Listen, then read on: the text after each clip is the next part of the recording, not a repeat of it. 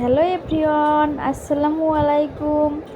আশা করি আপনারা সবাই ভালো আছেন এবং আমিও ভালো আছি। আজকে আপনাদের বানিয়ে দেখাবো কাতলা মাছ দিয়ে আলু ঘাটি। মাছগুলো নিয়ে নিয়েছি, কড়াইয়ে লবণ দিয়ে দিলাম, মাছগুলোতে সামান্য পরিমাণ হলুদ দিলাম। এখন দিয়ে দিলাম কাঁচামরিচ বাটা,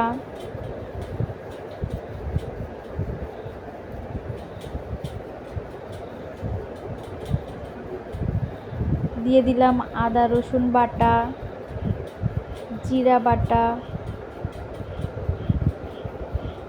সামান্য পরিমাণ পানি,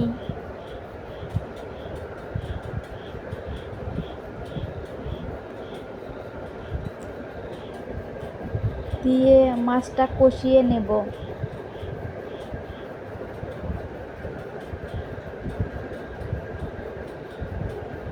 এখন সামান্য পরিমাণ তেল দিয়ে দিলাম,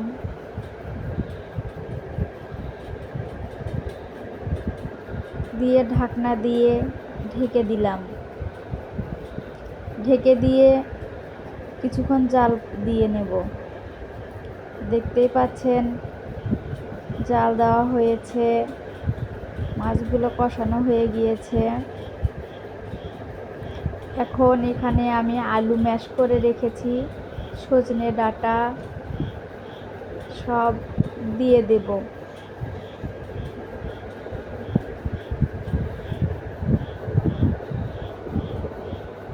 এভাবে পর পর সব দিয়ে দেব।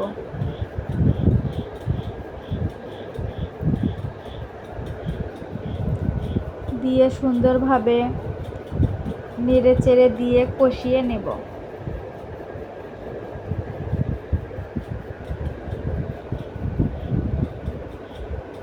কিছুটা শিং মাছ ছিল, সেটাও দিয়েছিলাম। এখন দিয়ে দিলাম সিম বাটা।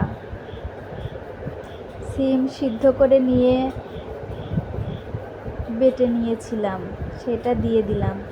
এখন ঢাকনা দিয়ে ঢেকে কষিয়ে নেব।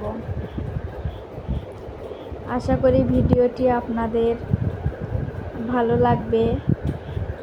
এখন কষানো হয়ে গিয়েছে, ঢাকনাটি উঠিয়ে দিলাম, বলক চলে এসেছে।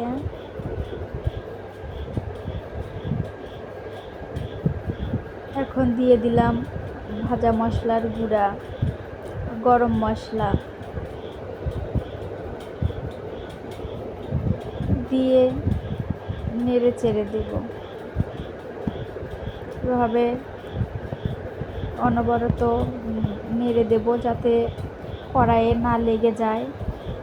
এভাবে আবার ঢাকনা দিয়ে ঢেকে দিয়ে কিছুক্ষণের জন্য জাল দিয়ে দেব।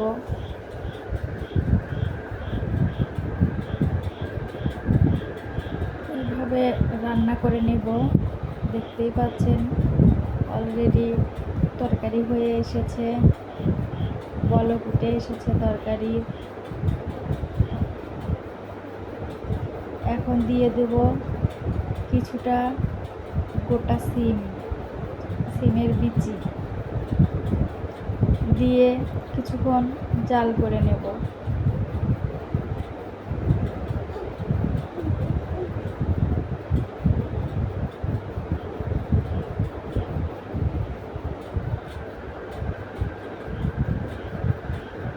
এভাবে জাল করে নিয়ে একটি পাতিলে ঢেলে নেব। আমার ভিডিও আপনাদের ভালো লাগলে অবশ্যই সাবস্ক্রাইব করবেন।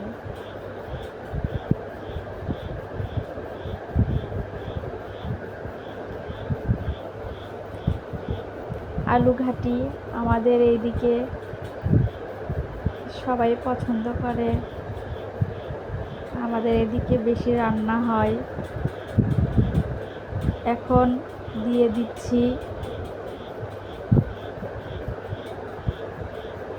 পেঁয়াজ ভেজে রেখেছিলাম পাঁচফোড়ন দিয়ে, সেটা এখন তেলানি দিয়ে দিলাম।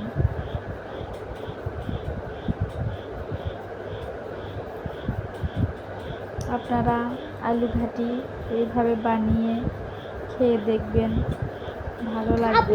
ধন্যবাদ সবাইকে।